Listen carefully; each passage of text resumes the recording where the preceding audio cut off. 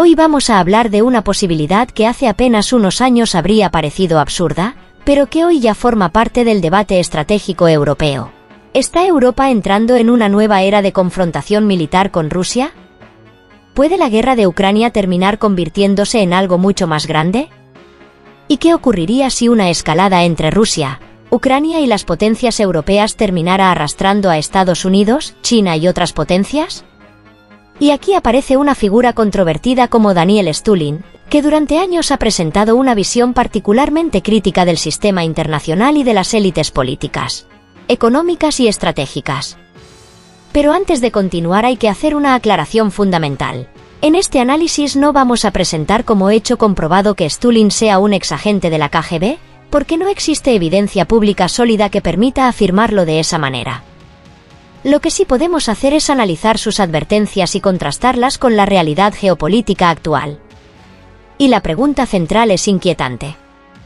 ¿Estamos ante una guerra que todavía puede terminar mediante una negociación? ¿O ante un conflicto que está transformando progresivamente a Europa, Rusia y Ucrania hasta el punto de crear las condiciones para una guerra de mayor intensidad? Porque lo que está ocurriendo no es simplemente una guerra entre Rusia y Ucrania. Es una transformación del equilibrio de poder europeo. Desde 2022, Europa ha cambiado radicalmente su percepción de la seguridad. Durante décadas, muchos países europeos redujeron sus ejércitos, sus reservas de munición y su capacidad industrial militar, mientras dependían en gran medida del paraguas estadounidense. Pero la guerra de Ucrania ha cambiado esa lógica. Europa ha comenzado a rearmarse. Y aquí está uno de los grandes cambios geopolíticos. Rusia ya no está observando una Europa que quiere evitar a toda costa la confrontación militar. Está observando una Europa que está reconstruyendo capacidades militares. Y eso genera un círculo peligroso. Rusia aumenta su producción militar porque considera que está amenazada. Europa aumenta su capacidad militar porque considera que Rusia representa una amenaza. Y cuando dos bloques militares interpretan el rearme del otro como una amenaza, el riesgo de escalada aumenta. No necesariamente porque alguno de los dos quiera una guerra total, sino porque los errores de cálculo pueden producir consecuencias que nadie había previsto. Y aquí entra la gran pregunta sobre Vladimir Putin. ¿Cuál es realmente el objetivo final de Rusia? Porque una de las grandes dificultades para analizar esta guerra es que el objetivo político ruso ha cambiado. Se ha adaptado y ha sido interpretado de diferentes formas durante el conflicto. Al principio, Moscú parecía esperar un cambio rápido del gobierno ucraniano y una victoria rápida. Esa estrategia no funcionó. Después, el conflicto se transformó en una guerra de desgaste. Y ahora la pregunta es mucho más difícil. ¿Qué significa exactamente ganar? ¿Controlar más territorio? ¿Forzar a Ucrania a aceptar un acuerdo? ¿Impedir su entrada en determinadas estructuras occidentales? ¿Mantener los territorios ocupados? ¿Debilitar a Ucrania durante años? ¿Obligar a Europa a reducir su apoyo? ¿O conseguir una reconfiguración completa del sistema de seguridad europeo? El problema es que una guerra puede continuar durante años incluso cuando el objetivo final se vuelve cada vez más difícil de alcanzar. Y esa es una de las trampas más peligrosas de los conflictos prolongados. Porque cuando un Estado ha invertido cientos de miles de millones, ha perdido cantidades enormes de personal y equipamiento y ha convertido la guerra en un elemento central de su política interior, retirarse sin conseguir una victoria que pueda presentarse como tal puede tener un coste político enorme. Y eso nos lleva directamente a Rusia. ¿Qué está pasando dentro del país? Desde fuera, Rusia puede parecer una potencia inmensamente resistente. Su economía no se ha derrumbado. Su industria militar continúa produciendo. Sigue exportando petróleo. Sigue teniendo armas nucleares. Sigue disponiendo de un territorio enorme. Y sigue siendo una potencia militar. Pero eso no significa que no existan vulnerabilidades. El problema de Rusia no es necesariamente un colapso inmediato. El problema es el desgaste. El Instituto Kiel ha advertido de que los activos líquidos del Fondo Soberano ruso habían caído desde un equivalente al 6,5% del PIB al principio de la guerra hasta aproximadamente el 1,8% en abril de 2026, mientras los ingresos procedentes del petróleo y el gas habían caído fuertemente. Y esto es fundamental. Una economía de guerra puede producir armamento. Puede producir tanques. Puede producir misiles. Puede producir drones. Pero cada rublo destinado a la guerra es un rublo que no se destina a otras necesidades. Infraestructuras. Vivienda. Sanidad. Educación. Tecnología civil. Consumo. Inversión. Y aquí aparece una de las grandes contradicciones de Rusia. Para mantener su esfuerzo militar, tiene que priorizar la industria de defensa. Pero cuanto más prioriza la industria de defensa, más recursos necesita. Y cuanto más recursos necesita, mayor es el coste de mantener el sistema durante muchos años. El gasto militar ruso alcanzó en 2025 unos 190.000 millones de dólares, equivalentes a alrededor del 7,5% de su PIB, según SIPRI. Esto no significa que Rusia esté a punto de colapsar. Esa conclusión sería exagerada. Pero sí significa que el coste de la guerra es estructural. Y el desgaste no es solamente económico. También es demográfico. Una guerra de larga duración necesita soldados. Necesita técnicos. Necesita ingenieros. Necesita conductores. Necesita trabajadores industriales. Necesita personal cualificado y cada hombre movilizado para la guerra es un hombre que no está produciendo. En otro sector de la economía. Por eso la guerra puede crear una situación extraña. La economía militar puede crecer mientras la economía civil se debilita. Y eso puede crear una ilusión de fortaleza. La producción de armamento aumenta. El PIB puede recibir un impulso. Las fábricas trabajan. Los salarios de determinados sectores suben. Pero eso no significa necesariamente que la sociedad sea más rica. Significa que el Estado está movilizando recursos hacia la guerra. Y aquí tenemos otra pieza del rompecabezas. Las sanciones. Rusia ha conseguido adaptarse mucho mejor de lo que muchos esperaban. Pero adaptación no significa ausencia de costes. La restricción de acceso a determinadas tecnologías occidentales obliga a buscar alternativas. Y cuando una economía depende de importaciones alternativas, los costes pueden aumentar. El problema aparece especialmente en tecnologías avanzadas. Microelectrónica. Maquinaria industrial. Sistemas de precisión. Componentes aeroespaciales. Equipamiento energético.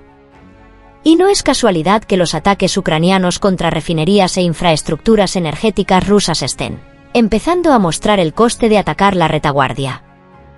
El 13 de agosto de 2026, por ejemplo, un ataque ucraniano obligó a paralizar la refinería de ORSK, y las autoridades regionales admitieron problemas de suministro de combustible.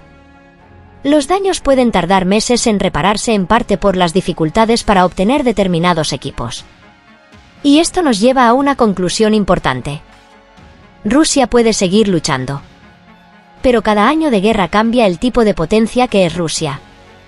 Una Rusia que antes vendía energía a Europa y utilizaba esa energía como una de sus grandes palancas geopolíticas ahora está obligada a reorientar sus exportaciones hacia Asia.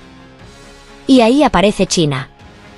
Xi Jinping se ha convertido en uno de los socios más importantes de Vladimir Putin. Pero aquí hay que evitar otro error. Rusia y China no son dos países iguales en esta relación. China tiene una economía mucho mayor. Tiene una base industrial mucho mayor. Tiene una capacidad tecnológica enorme. Y tiene un mercado interno inmenso. Rusia, en cambio, tiene algo que China necesita. Energía.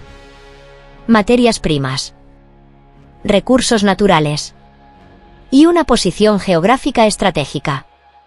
Por eso la relación puede parecer una alianza entre iguales, pero económicamente es mucho más asimétrica.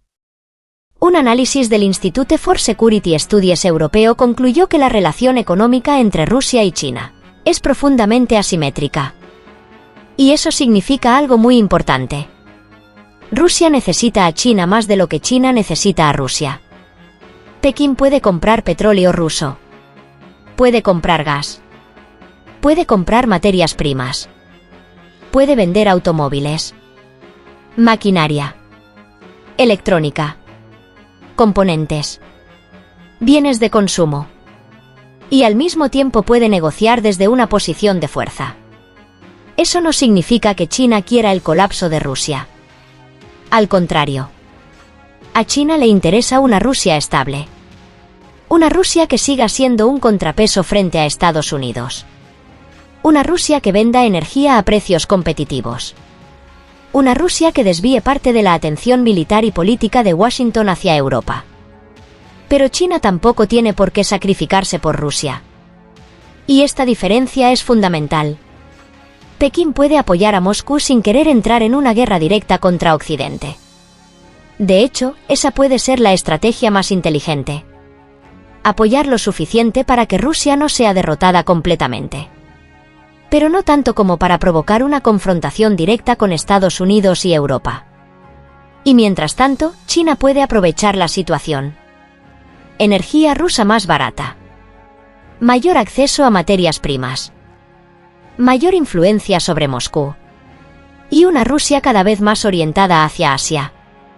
El comercio entre Rusia y China, de hecho, ha crecido enormemente desde el comienzo de la guerra, aunque también ha experimentado altibajos. En 2025 descendió por primera vez desde 2020, pero en el primer semestre de 2026 volvió a crecer con fuerza. Por eso decir que Rusia es simplemente un satélite chino sería demasiado simplista. Pero decir que Moscú se ha vuelto más dependiente de Pekín es mucho más razonable. Y esa dependencia puede cambiar la posición internacional de Rusia.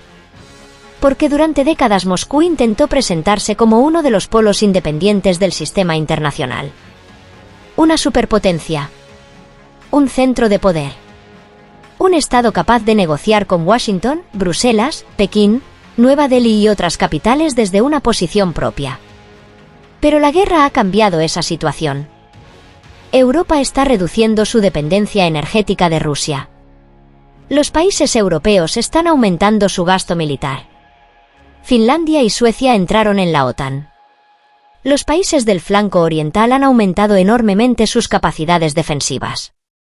Polonia está construyendo uno de los ejércitos más grandes y potentes de Europa. Alemania ha cambiado su discurso sobre defensa. Y Europa está intentando reconstruir una industria militar que durante décadas había perdido capacidad. El resultado es paradójico. Rusia inició la guerra con el objetivo de evitar lo que consideraba una expansión de la influencia militar occidental. Pero el resultado ha sido, entre otras cosas, una Europa más consciente de la amenaza rusa y más dispuesta a armarse. Y eso puede ser uno de los grandes errores estratégicos del conflicto. Porque una cosa es ganar batallas. Y otra muy diferente es conseguir el resultado político que se buscaba. Algunos análisis estratégicos han señalado precisamente esa contradicción. Rusia ha conseguido avances territoriales, pero ha tenido muchas más dificultades para conseguir sus objetivos políticos, económicos y geopolíticos más amplios. Y aquí volvemos a la pregunta que debería preocuparnos a todos. ¿Qué pasa si ninguno de los dos bandos puede conseguir una victoria decisiva? Porque si Rusia no puede conseguir una victoria completa y Ucrania no puede recuperar todo su territorio mediante la fuerza, el conflicto puede quedar atrapado en una zona intermedia. Ni paz. Ni victoria. Ni derrota. Una guerra permanente. Y las guerras permanentes tienden a generar escaladas. Cada vez más drones. Cada vez más misiles. Cada vez más ataques contra infraestructuras. Cada vez más guerra electrónica. Cada vez más ciberataques. Cada vez más operaciones encubiertas. Y cada vez más incidentes cerca de las fronteras de la OTAN. El problema no es solamente que Rusia pueda decidir atacar a un país de la OTAN. El escenario más peligroso podría ser mucho más accidental. Un dron que cruza una frontera. Un misil que impacta en territorio aliado. Un avión derribado. Un buque atacado.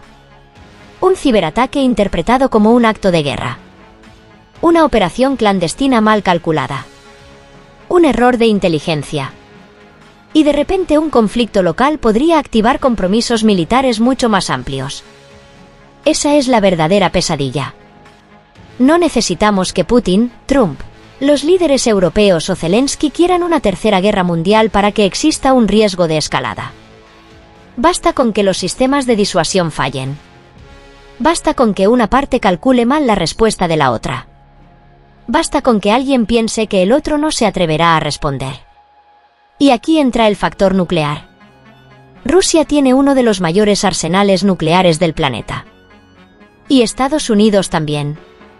Europa depende en gran parte de la disuasión nuclear estadounidense, aunque Francia y Reino Unido también poseen capacidades nucleares. Por eso una guerra directa entre Rusia y la OTAN no sería una guerra convencional normal. Sería una confrontación entre potencias nucleares. Y eso hace que cualquier escalada sea potencialmente catastrófica. Pero también hay que evitar el sensacionalismo. Que exista un riesgo no significa que la Tercera Guerra Mundial sea inevitable. De hecho, la existencia de armas nucleares es precisamente una de las razones por las que las grandes potencias han tratado históricamente de evitar una guerra directa. La disuasión sigue funcionando mientras los actores racionales entiendan el precio de la escalada. El peligro aparece cuando los líderes creen que pueden controlar una escalada. Porque una vez que una guerra empieza a escalar, nadie puede garantizar que terminará exactamente donde había previsto. Y aquí está el escenario más inquietante. Imaginemos que Europa sigue aumentando su apoyo militar a Ucrania. Rusia responde con más ataques. Ucrania aumenta sus ataques profundos contra infraestructuras rusas. Moscú responde con ataques contra infraestructuras logísticas europeas. Europa considera que eso es una agresión. Aumenta su participación. Rusia amenaza con una respuesta más amplia. Y en ese momento entramos en una espiral. No porque alguien haya decidido iniciar la Tercera Guerra Mundial, sino porque cada paso que se da para conseguir seguridad hace que el otro bando se sienta menos seguro. Este es el clásico dilema de seguridad. Y es uno de los conceptos más importantes para entender la geopolítica. Rusia dice: me armo para defenderme. Europa responde: nos armamos para defendernos de Rusia. Rusia observa el rearme europeo y dice: ¿lo veis? Teníamos razón. Europa observa la respuesta rusa y dice: ¿lo veis? Teníamos razón. Y el círculo continúa. Este es el gran peligro. Y ahora tenemos que hablar de la posición internacional de Rusia. ¿Se ha debilitado? En muchos aspectos, sí, Rusia sigue siendo una potencia militar y nuclear. Pero su capacidad de influencia en Europa ha disminuido. Su modelo energético europeo se ha roto, su industria militar ha sido sometida a un esfuerzo enorme. Sus fuerzas armadas han sufrido pérdidas importantes y su dependencia de Asia ha aumentado. Análisis recientes han señalado una erosión progresiva de la posición geopolítica rusa y una reducción de su influencia en distintas regiones. Pero aquí está la paradoja. Una potencia que se siente más débil puede ser más peligrosa. Porque una potencia que pierde influencia puede intentar compensarla mediante la fuerza. Y esa es una de las ideas más importantes para entender el momento actual. Rusia no es necesariamente una potencia en colapso. Es una potencia que está luchando para mantener su posición. Y esa diferencia es enorme. Rusia todavía tiene petróleo, gas, uranio, metales, armas nucleares, misiles, espacio, industria pesada, recursos naturales y una capacidad militar que no puede ser ignorada. Por eso sería un error pensar que las presiones económicas significan automáticamente derrota militar. Rusia ha demostrado una capacidad de adaptación muy superior a la que muchos esperaban en 2022. Y esa es precisamente la razón por la que el conflicto es tan peligroso. Porque ninguno de los dos bandos parece tener una vía sencilla hacia una victoria definitiva. Ucrania no puede permitirse una derrota. Rusia no quiere aceptar una derrota. Europa no quiere que Rusia salga fortalecida de la guerra. Y Estados Unidos no quiere que el conflicto destruya el equilibrio estratégico europeo. Y China observa todo esto. Pekín observa cómo Europa gasta más en defensa. Observa cómo Estados Unidos despliega recursos. Observa cómo Rusia se desgasta. Y observa cómo el mundo se divide en bloques. Y esa división es mucho más importante que Ucrania. Porque el verdadero conflicto del siglo XXI puede no ser solamente Rusia contra Occidente. Puede ser la lucha por definir quién controlará las reglas del sistema internacional. Estados Unidos, China, Rusia, Europa, India y las potencias regionales. Y Ucrania es uno de los grandes campos de batalla de esa transformación. No necesariamente porque todo lo que sucede en Ucrania sea un plan maestro diseñado por una única potencia. La realidad geopolítica es mucho más caótica. Hay intereses. Hay errores. Hay ideología. Hay seguridad. Hay economía. Hay recursos. Hay historia. Y hay decisiones humanas. Por eso la idea de una conspiración perfectamente controlada es menos útil que analizar los incentivos reales de cada actor. Y aquí es donde las advertencias de Stulin pueden servir como punto de partida, pero no como prueba. Podemos preguntarnos si su visión sobre una transformación global del orden internacional tiene elementos que encajan con la realidad. Y algunos elementos sí están ahí. Europa se rearma. Rusia se ha transformado en una economía de guerra. China ha aumentado su importancia para Moscú. El comercio mundial se está fragmentando. Las sanciones están creando nuevas rutas comerciales. Los países están buscando reducir dependencias estratégicas. Y la confianza entre grandes potencias ha caído. Todo esto es real. Lo que no podemos hacer es dar el salto y afirmar que eso demuestra que una guerra mundial está programada o que existe un plan secreto inevitable. Porque no lo sabemos. Y precisamente por eso el análisis serio es más interesante. Porque la historia no está escrita. El futuro depende de decisiones. Y todavía existen salidas. Negociaciones. Control de armamentos. Canales de comunicación militar. Acuerdos de seguridad. Medidas para evitar incidentes. Diplomacia. Y, sobre todo, la comprensión de que una guerra entre potencias nucleares no tiene ganadores en el sentido tradicional. Porque si se produce una escalada nuclear generalizada, la pregunta de quién gana deja de tener sentido. La pregunta sería quién sobrevive. Y ese es el punto en el que Europa debe pensar con mucha más frialdad. Rearmarse puede ser necesario. Pero rearmarse sin diplomacia puede crear una espiral. Negociar puede ser necesario. Pero negociar sin una capacidad de disuasión suficiente también puede ser peligroso. La clave está en encontrar el equilibrio. Y ahora llega la pregunta más incómoda de todas. ¿Puede Rusia perder la guerra y seguir siendo una potencia? Sí. ¿Puede Rusia conseguir ganancias territoriales y al mismo tiempo salir más débil geopolíticamente? También. ¿Puede Ucrania sobrevivir como Estado y al mismo tiempo quedar devastada económicamente? Sí. ¿Puede Europa ganar capacidad militar y al mismo tiempo sufrir un coste económico enorme? También. ¿Puede China salir beneficiada de una Rusia más dependiente? Es posible. Y aquí tenemos la verdadera tragedia. En una guerra geopolítica, una parte puede perder menos que otra sin que nadie gane realmente. Y si el conflicto continúa durante años, la mayor amenaza puede no ser una gran batalla. Puede ser el desgaste. Una generación perdida. Millones de personas desplazadas. Infraestructuras destruidas. Deuda. Militarización. Radicalización. Polarización política. Menor crecimiento económico. Mayor dependencia de las potencias y una Europa que vuelve a pensar en términos de guerra. Esa es quizá la transformación más profunda de todas. Durante décadas, gran parte de Europa pensó que las grandes guerras industriales pertenecían al pasado. Ahora esa seguridad psicológica ha desaparecido y cuando una sociedad vuelve a pensar en guerra, cambia sus presupuestos, cambia sus ejércitos, cambia su industria, cambia sus fronteras, cambia su política, cambia su psicología. Por eso la pregunta ya no es solamente si Rusia quiere una guerra con Europa. La pregunta es si el sistema europeo y ruso puede encontrar una salida antes de que el conflicto alcance un punto en el que los costes de retirarse sean mayores que los costes de continuar, y esa es la trampa.